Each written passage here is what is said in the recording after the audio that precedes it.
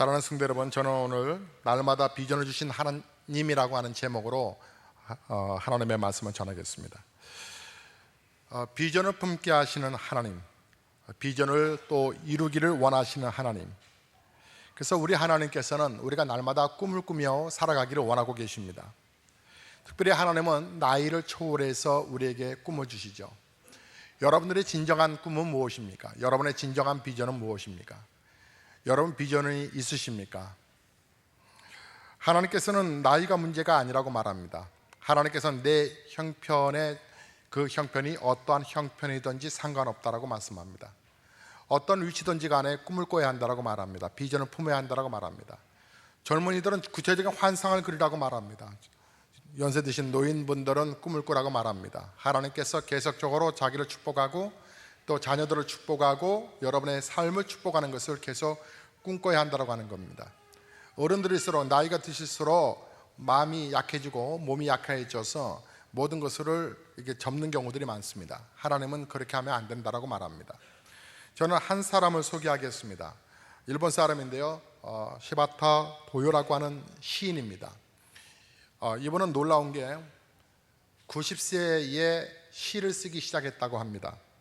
그리고 99세 때에 첫 시집을 발간하게 되는데 그 시집의 책 제목이 약해지지 마라고 하는 제목입니다. 그 시가 그 책자가 100만 부 이상 팔렸으니까 엄청난 거죠. 그런데 이분이 99세에 시를 출판했다라고 하는 것 때문에도 참 놀라운 일들인데, 그분이 쓴 여러 시 가운데서 한 편만 간단하게 소개를 하겠습니다. 비밀이라고 하는 시인데요, 나 죽고 싶다고 생각한 적이 몇 번이나 있었어. 하지만 시를 짓기 시작하고 많은 이들의 격려를 받아 지금은 우는 소리를 하지 않아. 98에도 사랑은 하는 거야. 꿈도 많아. 구름도 타보고 싶은걸. 자, 100세가 넘은 할머니가 꿈을 꾼대요. 근데 이분이 시를 쓰게 된 게요, 아들 때문이었습니다. 그는 이렇게 기록하고 있습니다. 제가 시를 쓰게 된 계기는 아들의 권유 때문이었습니다. 허리가 아파서 취미로 취미로 했던 일본 무용을 할 수 없게 되어서 그저 무기력하게 낙담한 나에게 아들은 위로하기 위해서 글쓰기를 권했던 것이었습니다. 90이 넘긴 나이였지만 산케이 신문에 아침의 시에 입선했을 때의 그 감동을 잊지 못하여 지금에 이르게 되었습니다.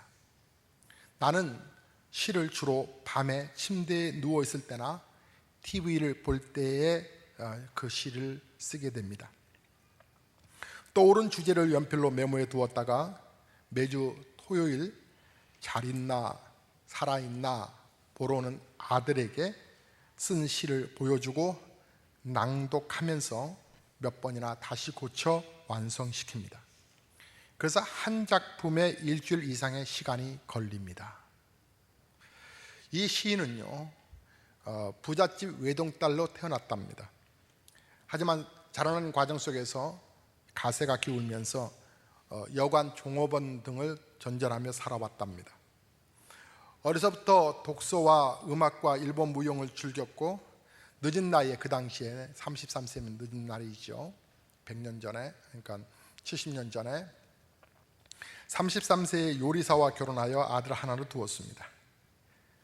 그러나 내 나이 80세에 남편과 사별한 후에 건강이 나빠져서 나는 아무것도 하지 못하였습니다.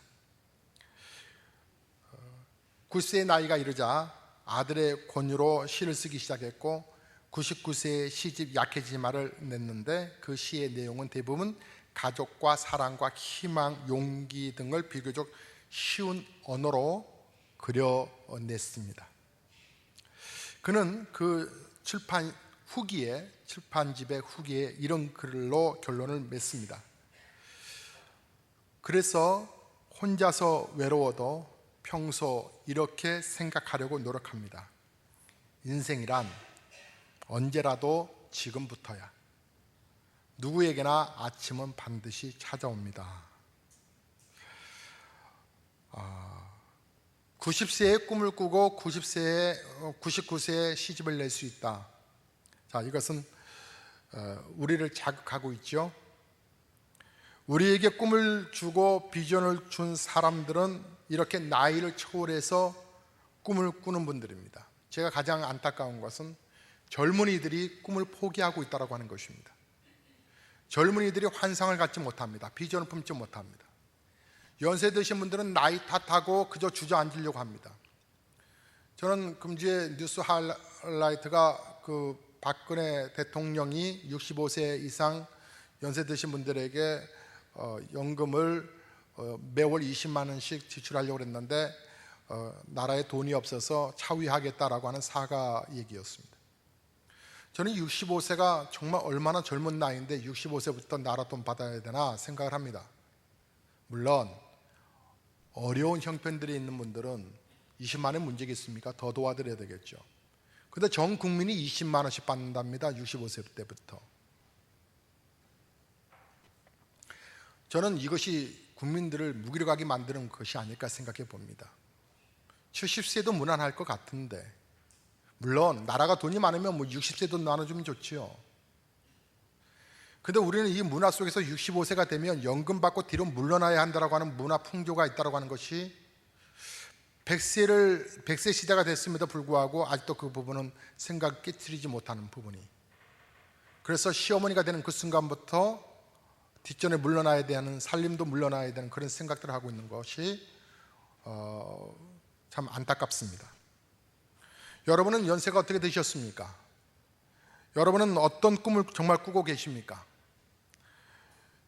여러분, 하나님은 우리가 환경과 나이를 초월해서 꿈을 꾸도록 성령님을 보내주셨습니다. 오늘 본문의 말씀은 바로 그 메시지입니다. 젊은이들이 환상을 본다라고 말하고 늙은이들은, 연세 드신 분들은 꿈을 꾼다라고 말씀하고 있습니다. 하나님께서 아브라함을 75세 때에 부르셨습니다. 74세까지 한 번도 생각하지 않았던 비전을 꿈을 꾸게 됩니다. 마치 할머니 시인 시바다 도요가 90이 되기 전까지 시인으로서 비전을 품지 않았었지만 본인이 시인이 될 거라고 생각도 안 했겠죠.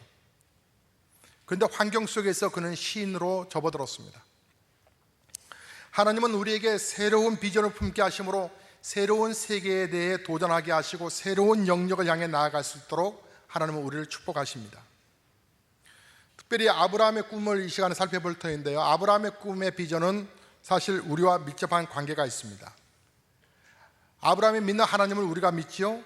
또 우리는 아브라함의 후손이기 때문에 그렇습니다. 또 아브라함과 함께 복을 받기 때문에 아브라함의 꿈, 또 하나님은 아브라함에게 어떤 꿈을 주시고 그 꿈을, 비전을 어떻게 키워가시고 그 비전이 구체적으로 어떻게 이루어 가셨는가를 바라보는 것은 너무나 중요하지 않을까요? 하나님은 우리 모두가 어떻게 꿈을 꾸며 그 비전을 어떻게 키워 가시기를 원하실까? 첫째로, 하나님은 말씀의 씨앗을 통해서 그 꿈의 비전을 이루어 가십니다. 꿈, 비전은 생명처럼 잉태되고 성장하고 나중에는 출산하게 되어 있습니다. 하나님께서 말씀의 씨앗을 우리에게 주심으로 우리로 하여금 꿈을 꾸게 하시는 것입니다. 하나님이 아브라함에게 말씀하셨지요. 창세기 12장 1절에서 3절의 말씀을 보면 하나님께서 세 가지 비전을 주셨어요. 그 가운데 하나가, 하나님은 새로운 땅에 대한 비전을 아브라함에게 심어주셨습니다. 아브라함에게 말씀하시기를 너는 갈대아 우르에서 바벨론에서 살 인생이 아니라고 하는 것입니다. 너는 가나안으로 가야 한다라고 말합니다. 새로운 하나님에 대한 지시, 새로운 땅으로 가라고 그러셨습니다. 하나님은 천지를 창조하실 때 먼저 땅을 창조하셨습니다. 그 땅에 우리 짐승들이 거할 수 있도록, 그리고 솟아날 그런 식물들을, 채소들을 우리에게 주셨습니다. 그리고 맨 마지막에 사람을 만들어 이 땅을 누리며 살게끔 하셨지요. 틀이 굉장히 중요한 것 같습니다. 우리 삶의 땅을 얻는다는 것, 또 땅을 소유한다는 것은 어떻게 보면 생명의 원천을 공급받는다고 하는 것이죠. 우리가 음식을 먹고 살지요. 이것은 다 땅에서 나오는 거 아닙니까? 땅에서 나오기 때문에 하나님께서는 이 땅의 소중성을 가르쳐 주셨습니다. 땅이라는 게 뭘까? 여러분 생각해 보자라고 하는 것이죠. 내가 네게 지시할 땅으로 가라. 이 땅이라고 하는 것은 내 생애 가운데 새로운 영역으로의 꿈을 가져보라 라고 말씀합니다. 새로운 세상을 경험해 보라고 말씀하십니다. 새로운 나라와 새로운 분야를 볼 수 있는 눈, 즉 삶의 역동성을 품으라. 그래서 현재 있는 부분에 안주하지 말아라고 아브라함에게 비전을 세워주셨습니다. 새로운 땅을 지시한 하나님께서는 둘째로 큰 민족을 이룰 비전을 심어주셨습니다.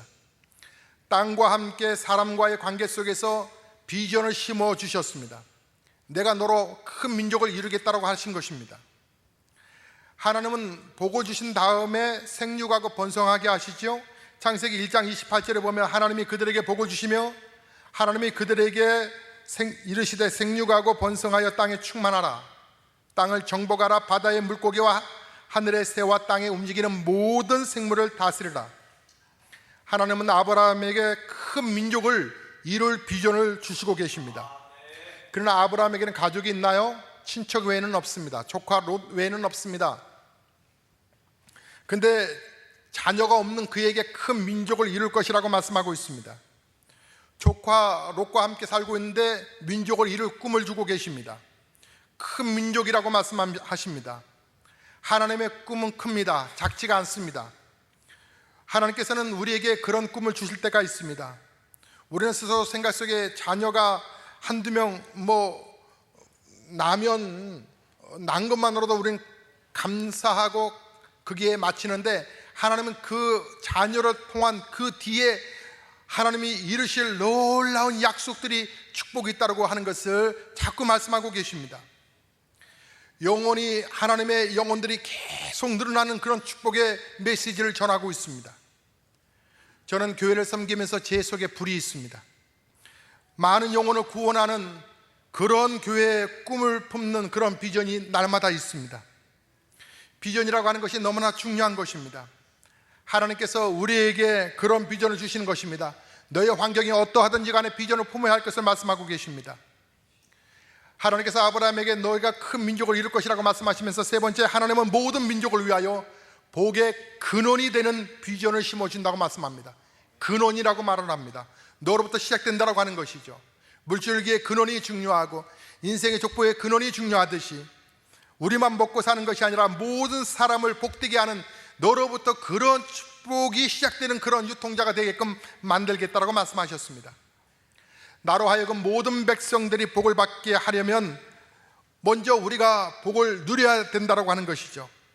하나님께서 이스라엘 백성들에게 비전을 심어주시는 거 하나가 뭐냐면 너만이 아니라 너로 인해서 모든 백성들이, 그래서 모든 민족에게 줄지언정, 베풀지언정 꾸임을 받지 않도록 하겠다고 말씀하셨던 것입니다. 신명기서 말씀을 보면 28장 12절에 여호와께서 너를 인하여 하늘의 아름다운 보고를 여시사 내 땅에서 때를 따라 비를 내리시고 내 손으로 하는 모든 일에 복을 주시리니 내가 많은 민족에게 구워 줄지라도 너는 꾸지 아니할 것이요. 굉장히 큰 도전이죠. 우리가 이웃에게 구워주고 나누고 사는 삶 얼마나 행복하겠습니까? 여러분, 받는 것보다 베푸는 기쁨이 크다는 얘기 여러분 아시지 않습니까?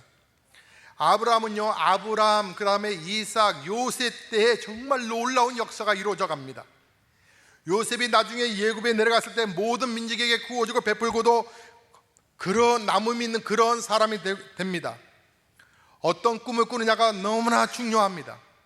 그런데 아브라함에게 이런 비전을 심어주실 때에 아브라함이 하나님 말도 안 됩니다, 농담하지 마세요, 그러지 않았습니다. 비록 자녀는 없었지만 그는 그렇게 말하지 않았습니다. 말씀을 쫓아갔거든요. 창세기 12장 4절의 말씀을 보면 아브라함이 여호와의 말씀을 쫓아갔고 롯도 그와 함께 쫓아갔다. 그의 나이가 75세였다라고 말씀합니다. 75세의 나이에 하나님이 말씀하시니까 그 말씀을 믿고 새로운 땅을 향하여 큰 민족을 향하여서 그 민족이 된다라고 하는 확신을 갖고 복의 근원이 되는 길을 따라갔다라고 하는 것입니다. 하나님은 그래서 결국은 우리가 비전을 보게 하실 뿐만 아니라 그 비전이 자라게 하십니다. 꿈을, 큰 비전을 품게 하시고요, 그리고 잉태된 그 비전이 자라게 하시고요. 그래서 두 번째, 하나님은 비전을 보게 하심으로 비전이 자라게 하시는 것이지요. 그리고 처음 비전을 품는다라고 하는 것은 씨앗과 같아서 어린아이 같아서 조심스럽게 키우지 않으면 안 됩니다. 꿈꾸는 것도 중요하지만 그 꿈을 잘 키워가는 게 더 중요합니다. 어린아이를 어머니들이 잉태를 하고 나서 조산하면 아기나 산모나 정말 위험합니다. 6개월 만에 태어난 아기, 그 아기를 요즘은 이제 인큐베이터에서 그나마 아이를 키울 수가 있습니다. 칠삭동이 팔삭동이라는 말이 이전에 있었는데요, 요즘은 이제 인큐베이터 안에서 나머지 성장 과정에 발육할 수 있도록 돕지요. 6, 7개월 만에 태어난 아기가 얼마나 작겠어요. 인큐베이터 안에서 나머지 생명 과정이 온전해질 때까지 양육을 받아야 되지요. 비전도 그런 것입니다. 여러분의 비전이 구체화될 때까지 절대로 여러분이 먼저 말을 누설해버리면 안 됩니다. 꿈을 꿨던 요셉이 그 꿈의 비전 때문에 얼마나 핍박을 받았습니까? 사단은 그것을 되게 싫어합니다. 믿음의 비전을 품는 것에 대해서 사단은 되게 싫어합니다.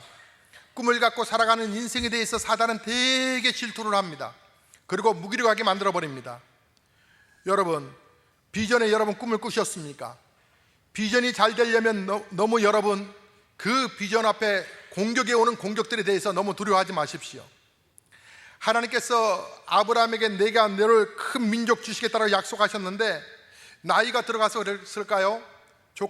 조카 롯을 어느 날 그 아브라함의 마음의 생각 속에 조카 롯을 자녀로 삼겠다라고 하는 생각이 들었습니다. 그런데 하나님께서는 그게 아니라고 하시는 거죠. 결국은 조카 롯과 헤어지게 만드셨습니다. 조카 롯은 참 좋은 땅으로 갔습니다. 아브라함은 환경이 너무나 좋지 않은 환경을 맞닥뜨리게 되었습니다.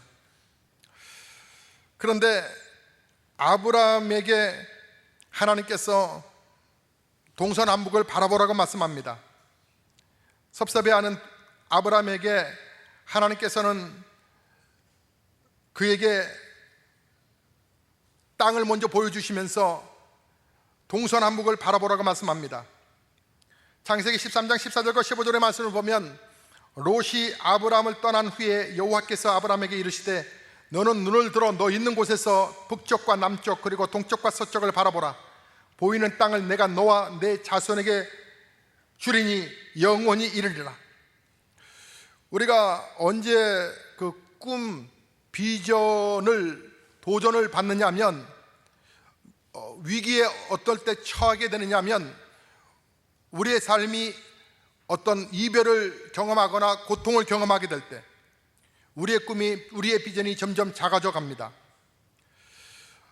조카 롯과 이별한 것도 슬픈데 조카 롯이 이별한 곳을 보니까 참 좋은 곳을 선택해서 갔습니다. 그래서 아마도 섭섭한 마음이 들어왔었는지 고개를 떨구고 있는 그 아브라함에게 하나님이 다가오셔서 동서남북을 보라는 것입니다. 보라는 것입니다. 보기만 해도 주겠다라고 하는 것입니다. 하나님의 일정한 원리가 있습니다. 하나님은 주시기 전에 먼저 바라보게 하시는 것이죠. 하나님은 바라본 것을 소유하게 만드십니다. 아브라함이 바라본 것을 소유하게 만드셨습니다. 여호수아와 갈렙이 정탐꾼들인데 그들이 본 것을 나중에는 소유하게 되었습니다. 그리고 하나님은 본 것을 꼭 들어가게 만드시죠. 지금 여러분이 있는 처소가 어느 곳에 있든지 간에 여러분이 무엇을 보느냐에 따라서 본 것이 여러분의 삶의 그림으로 나타나올 것입니다. 우연인 것 같아도 그렇지 않습니다. 이게 하나님의 원리입니다. 하나님이 보여주실 때 여러분 잘 보셔야 합니다. 아무거나 보면 안 됩니다. 앞사람의 뒤통수만 보면 여러분 졸음이 올 것입니다. 여러분 목사를 잘 보셔야 합니다. 여러분 소돔과 고모라를 바라봤던 롯은 소돔과 고모라에 들어가서 그의 인생이 비참하게 끝나버리고 말았습니다. 보는 것을 조심하셔야 합니다. 본 것을 얻게 되고 본 것에 들어가게 되어 있습니다. 하나님은 그래서 아브라함에게 소돔과 고모라가 아니라고 하는 것입니다. 하나님이 보여주셨던 가나안 땅으로 들어가라고 말씀하고 계신 것입니다. 또한 둘째로 하나님은 자손을 보여주심으로 그 비전이 자라게 하셨습니다. 아브라함은 자손이 없습니다. 낙심이 됐습니다. 그때 하나님께서는 아니라고 하는 것입니다. 너가 지금 내 눈에 안 보이는 것 같지만 아니라고 말씀하십니다. 창세기 13장 16절의 말씀을 보면 내가 너의 자손을 땅의 티끌같이 하리니 사람이 땅의 티끌을 능히 셀 수 있을 텐데 내 자손도 이와 같으리라고 말씀하셨습니다. 보십시오. 아브라함에게 조카 롯이 떠나가면서 그가 남아있는 건 티끌밖에 없었습니다.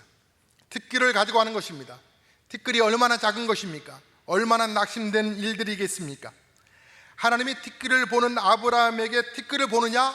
너가 보는 이 티끌만큼 그보다 더 많은 후손을 주시겠다고 말씀하셨던 것입니다. 사람이 비전을 품고 가다가도 위기를 만나면 그 비전을 접어버리지요. 아브라함이 조카 롯이 떠난 다음에 소식을 듣게 됩니다.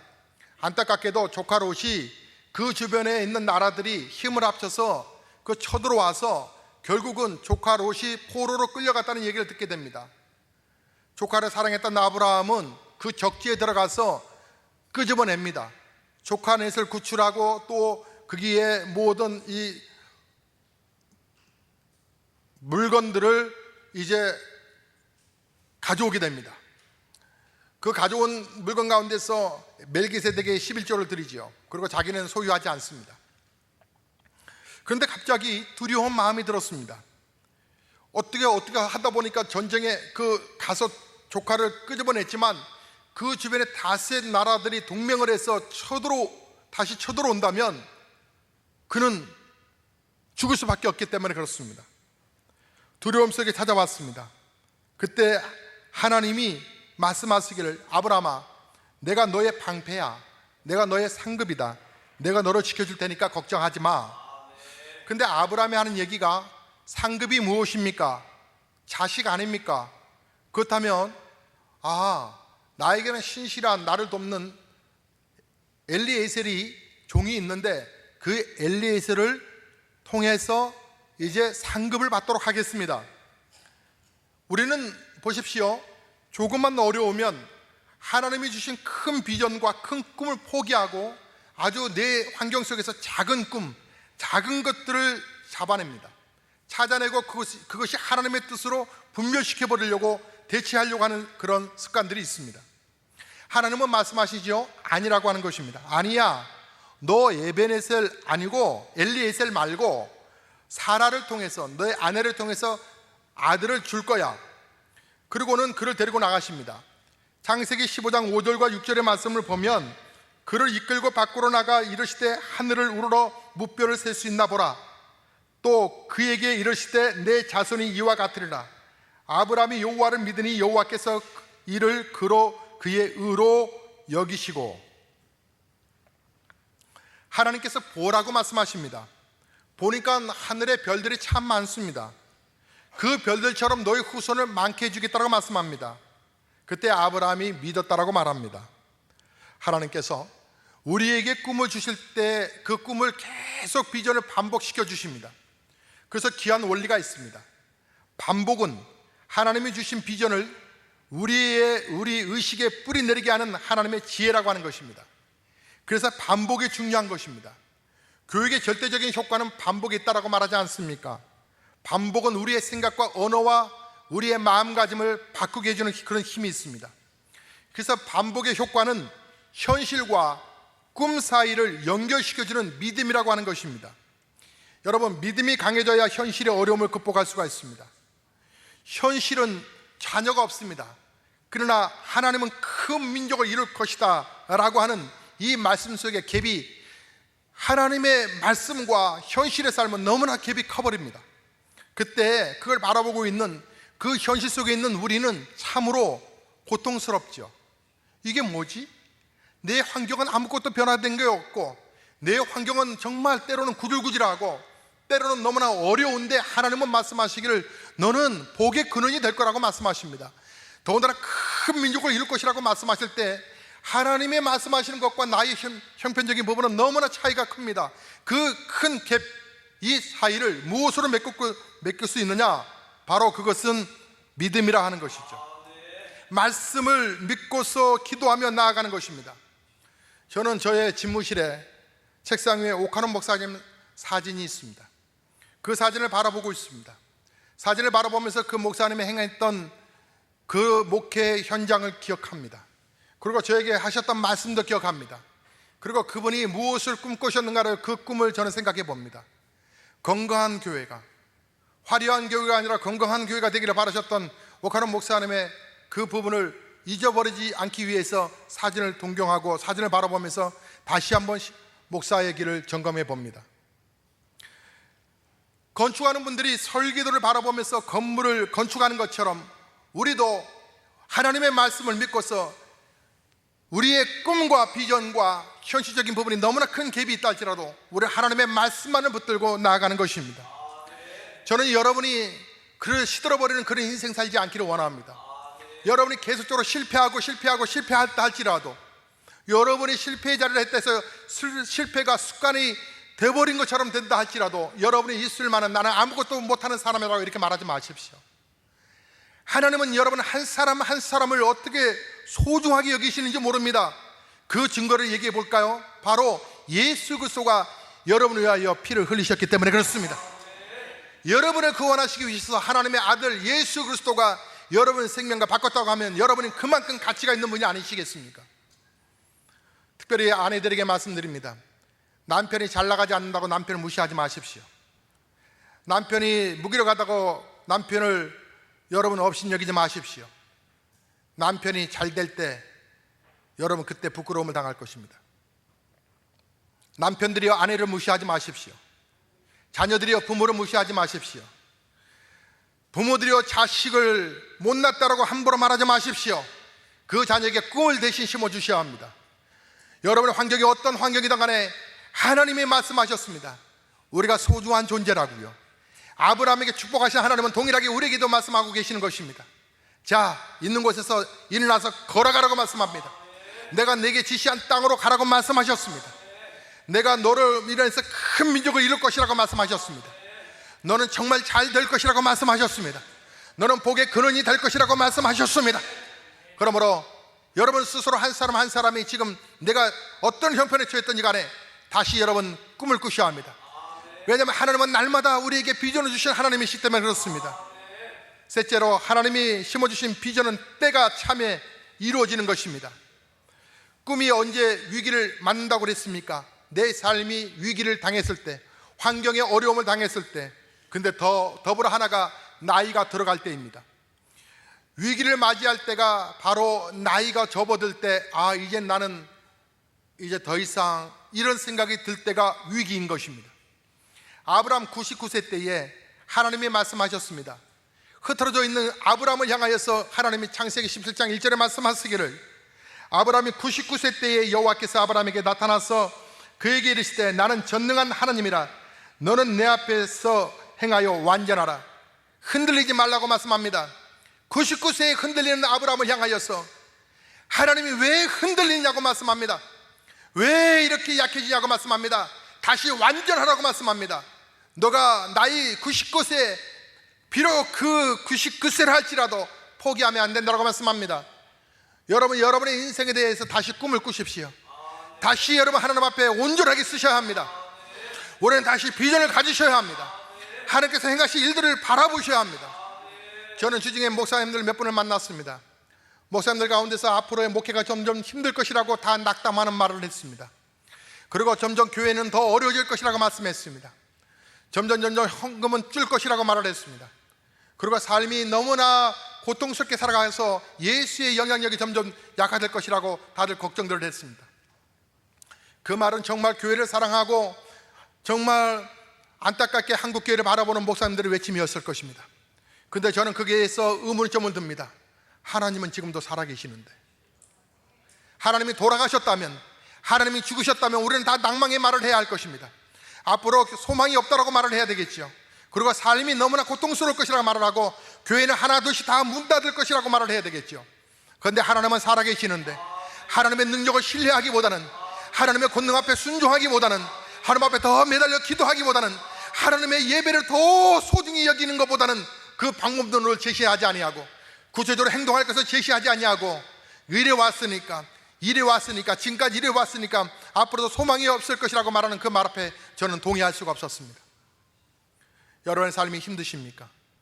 지금까지 어려우셨다고요? 아니요. 그래도 비전을 품으셔야 합니다. 아무 것이 없어도 하나님이 말씀하십니다. 자녀가 없는 아브라함에게 말씀하십니다. 90세까지 기다렸던 아브라함에게 말씀합니다. 너는 완전해야 된다라고, 내 앞에서 완전해야 된다고, 흔들리면 안 된다라고, 지금까지 기도 응답이 없다 할지라도 흔들리면 안 된다라고 말씀하고 계십니다. 그의 아내 사라, 그 사라에게도 폐경이 되어버린 그 여인에게도 아들을 주시겠다고 말씀하셨습니다. 아브라함이 그런 말을 한 적이 있었습니다. 하나님이 말씀하지 않았습니까? 내 후손이라고, 내 씨에서 난 후손이라고. 그래서 사례를 통해서가 아니라 그 하갈 몸종을 통해서 또 자녀 낳을 수 있는 거 아닙니까? 그래서 그는 자유적으로 해석하여서 이스마엘을 낳습니다. 그는 말을 하기를 나는 이스마엘만으로도 나는 족합니다. 근데 하나님은 말씀합니다. 아니라는 거예요. 하갈 말고 사라에게서 난 아들이 너의 후사가 될 것이라고 말씀합니다. 여러분 잘 보세요. 아브라함이 믿음의 사람이었지만 그 믿음이 처음부터 컸던 것은 아닙니다. 조금만 위기만 오면 하나님이 주신 비전과 다른 것을 항상 대치하는 그런 습관이 있었습니다. 아브라함만 그러나요? 우리도 그렇지 않습니까? 아브라함은 처음에 조카 롯을 후손으로 삼겠다고 말을 했습니다. 그 다음에는 자기의 그 신실한 종 엘리에셀을 통해서 후손을 삼겠다고 말했습니다. 나중에는 이스마엘을 통해서 후손을 삼겠다고 말을 했습니다. 그때 하나님께서는 아니라고 말씀합니다. 그걸 통해서 비전을 이루고 하겠다고 말하는 그 아브라함에게 하나님은 아니라고 말씀하십니다. 사랑하는 성도 여러분, 혹시 여러분이 지금까지 꿈을 꾸면서 인생이 너무 힘드니까, 지금까지 안 풀렸으니까, 지금까지 어려웠으니까 혹시 그 꿈을 접어놓고 혹시 다른 대치물로 여러분 대치하려 하지 않으셨습니까?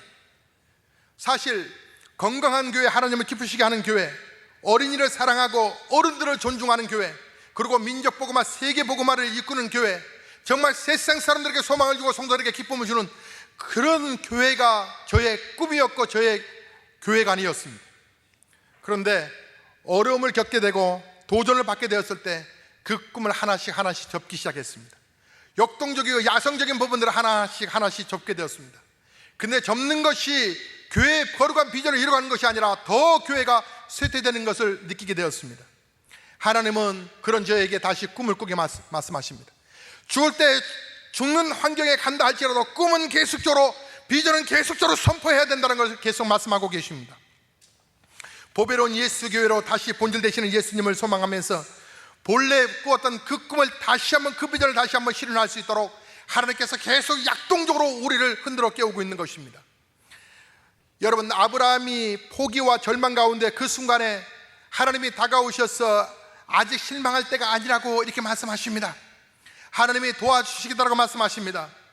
하나님이 꿈도 심어주시고 키워주시고 이룰 수 있도록 자꾸 공급해 주시는 힘을 공급해 주시면서 나중에는 하나님께서 아브라함의 이름을 바꿔라 이렇게 말씀합니다. 그래서 아브라함을 아브라함으로, 사례를 사라로 바꾸셨습니다. 잠 브라운이라고 하는 구약학 교수는 이 아브라함이라고 할 때 이 아브라함의 그 단어 속에 흑자가 나오는데, 이 흑자는 야훼 하나님의 그 이름의 그 의미가 아브라함에게 들어갔다라고 말을 합니다. 그래서 아브라함, 사라, 아브라함에서 아브라함으로, 사라에서 사라로 했을 때 하나님의 흐가 들어감으로 해서 하나님의 비전, 하나님의 호흡이 들어감으로 비전의 사람을 하나님께서 구체적으로 세우셨다고 말씀하십니다. 보세요. 하나님이 꿈을 꾸실 때 먼저 이미지를 심어주십니다. 형상을 심어주십니다. 환상을 심어주십니다. 젊은이들은 환상을 심어주는 것이 빠릅니다. 그래서 젊은이들에게 환상을 보라고 말씀하셨던 것입니다. 하나님, 아브라함의 뜻이 열국의 아비, 사라의 뜻이 열국의 어미라고 하는 뜻입니다. 형상을 심어주시면서 서로 축복하며 말하라고 하는 것입니다. 지금은 너의 자식은 없지만 그러나 그렇게 될 것이라고 말하라고 말씀하신 것입니다. 하나님이 함께 하실 테니까. 그러므로 여러분이 여러분의 자녀들에게 계속적으로 하나님이 함께 하니까 너는 잘 될 것이라고 이렇게 말씀해 주셔야 합니다. 애들을 너무나 지나치게 공부로 시달리게 하지 마십시오. 하나님께서 여러분 자녀들에게 지혜 공부를 덜 주셨으면 다른 특별한 재능으로 하나님께서 은사를 주신 줄로 믿습니다. 하나님의 재능을 믿으십시오. 하나님의 권능을 믿으시기를 주의 이름으로 축복합니다. 하나님의 행하시는 일들을 여러분 사모하셔야 합니다. 하나님의 그 능력이 아브라함에게 들어갑니다. 언어로 서로가 격려하라고 말씀합니다. 하나님이 함께 하시니까 너의 민족을 이루게 될 것이라고. 하나님, 그 하나님이 오늘 우리에게도 이렇게 임하시고 계십니다. 그러므로 여러분은 축복의 말만 하셔야 합니다. 은혜의 말만 하셔야 되고 비전의 말만 하셔야 합니다. 내가 무엇을 할 수 있나요? 라고 목사에게 겸손하게 하시는 그 말이라도 이제는 말씀을 바꾸십시오. 형상화 이미지 그러고 나서 하나님께서 아들을 주셨습니다. 어떤 비전을 주시느냐, 어떤 비전을 꿈꾸게 하셨느냐, 결국 하나님께서 때가 되매 아브라함과 사라를 웃게 하셨다고 말씀합니다. 마무리하겠습니다. 사랑하는 성도 여러분, 창세기 21장 5절과 6절의 말씀을 보면 아브라함으로 이제 바뀌기 시작합니다. 아브라함이 그의 아들 이삭이 그에게 태어날 때에 100세라, 99세까지 아브라함이었던 그가 이제 100세가 되어 아브라함으로 바뀌어가면서 사라가 이르되 하나님이 나를 웃게 하시니 듣는 자가 다 나와 함께 웃으리로다. 하나님이 웃게 하시니 웃음이 이제 터져나오기 시작했습니다. 근데 그 웃기까지 무엇이 필요해요? 인내가 필요한 것입니다. 하나님의 꿈은 하루아침에 이루어진 게 아니잖아요. 여러분 왜 이렇게 인내하지 못하세요? 믿음의 고백하세요. 여러분의 삶이 아무리 처절하게 힘들어도, 아무리 여자가 한다 할지라도, 지금까지 가난했다 할지라도, 사랑하는 성도 여러분, 로또 한 장을 사는 사람이 인생이 훅 바꾼다라고 하는 그 기대 속에서 그 종이 한 장을 산다라고 한다고 하면, 하나님을 믿는 우리는 로또보다 더 크신 하나님의 능력을 더 신뢰하며 나가야 되는 거 아니겠습니까? 하나님이 함께 하시면 인생이 바뀐다라고 하는 확신을 가지셔야 합니다. 여러분 자녀를 계속 축복하고, 여러분 스스로 축복하고, 아내들이여 남편을 존경하고, 남편을 축복하고, 남편들이여 아내를 사랑하고, 아내를 축복하고, 계속적으로 하나님이 행하실 일들을 여러분 기대하시고 날마다 꿈을 꾸셔야지. 하나님이 여러분이 낙심하는 말을 할 때마다 얼마나 하나님이 슬퍼하시는지 모릅니다. 히브리서 6장 14절과 15절에 말씀하시기를 이르시되 내가 반드시 너에게 복을 주고 복주며 너를 번성하게 하고 번성하게 하라 하셨더니 그가 이같이 오래 참아 약속을 받았느니라. 아브라함의 얘기입니다. 그가 이같이 오래 참아, 따라 하겠습니다. 이같이 오래 참아. 이같이 해서 좀 감정을 넣으세요. 간절하게. 이같이 오래 참아. 그 앞에 내 이름을 대겠습니다. 성은 빼고 기용이는 이같이 오래 참아. 자, 시작. 기용이라고 한 분 있었어요. 제 이름이 아니라 여러분의 이름 넣으시라고요. 다시 하겠습니다. 자, 자기 이름 넣고 이같이 오래 참아. 시작. 오래 참아. 오래 참아. 저는 지금 개척에서 16년이 되었습니다.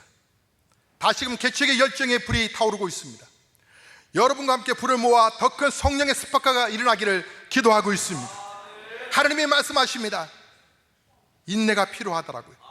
정말 아름다운 교회, 큰 기쁨, 큰 환희, 큰 은혜는 오랜 기다림과 때론 오랜 고통을 통해서 만들어지는 것이라 하는 것입니다. 아브라함의 꿈이 궁극적으로 언제 와서 이루어지느냐 하면 결국 십자가에 와서 완성됩니다. 웃음을 가져오신 예수 그리스도, 예수님은 이삭의 모형이 아닙니까? 이삭은 예수님의 모형 아니었습니까? 이삭이라고 하는 이름의 뜻이 웃음이란 말이죠. 예수님은 우리에게 복음을 주셨지 않습니까? 복음, 굿 뉴스. 십자가에서 우리 꿈을 우리 대신 꾸어주신 예수님. 지나간 과거에 하나님이 원하지 않는 야망을 담은 것을 이제 우리는 놓아버리고 이제 예수 그리스도를 만난 우리는 새로운 꿈, 아름답고 선하고 그리고 고귀한 꿈을 꾸기 시작해야 한다고 하는 것입니다. 나이에 상관없이, 환경에 상관없이 아브라함은 75세가 되기 전까지 믿음의 조상이 될 것이라고 하는 것을 자기 자신은 몰랐습니다. 그런데 아브라함 속에 믿음의 조상이 들어가 있었던 것입니다. 우리는 이것을 잊지 말아야 합니다. 시바다 도요라고 하는 99세에 시집을 낸 할머니가 90세가 되기 전까지는 그 안에 본인 안에 시인이 있었다고 하는 것을 몰랐습니다. 여러분 안에 하나님이 계시다고 하는 것을 확신을 갖기를 주의 이름으로 축복합니다. 이제부터 여러분 다시 한번 꿈을 붙들으셔야 합니다. 자녀를 향한 꿈, 여러분 스스로를 향한 꿈, 여러분의 인생에 대한 꿈, 그리고 교회를 향한 꿈을 꾸셔야 합니다. 사랑하는 성도 여러분, 포기하시면 안 됩니다. 오늘도 살아계신 하나님은 법이라는 예수교회를 통해서 법이라고 하신 예수님만한 증거되기를 원하고 계시고, 우리 교회는 반드시 성장하고 더욱더 하나님의 복음의 역사를 수많은 사람들에게 참다운 생명의 영향력을 전해주는 교회가 될 것입니다. 그 교회가 되기 위하여 하나님께서 여러분을 이곳에 불러 모으신 것입니다. 여러분이 우연히 온 것 같지만, 우연히 행신동 토당동의 네 능곡 지역에 사는 것 같지만 아니요, 하나님이 다 교회 가셔서 여러분을 이 귀한 교회로 불러 모으신 것입니다.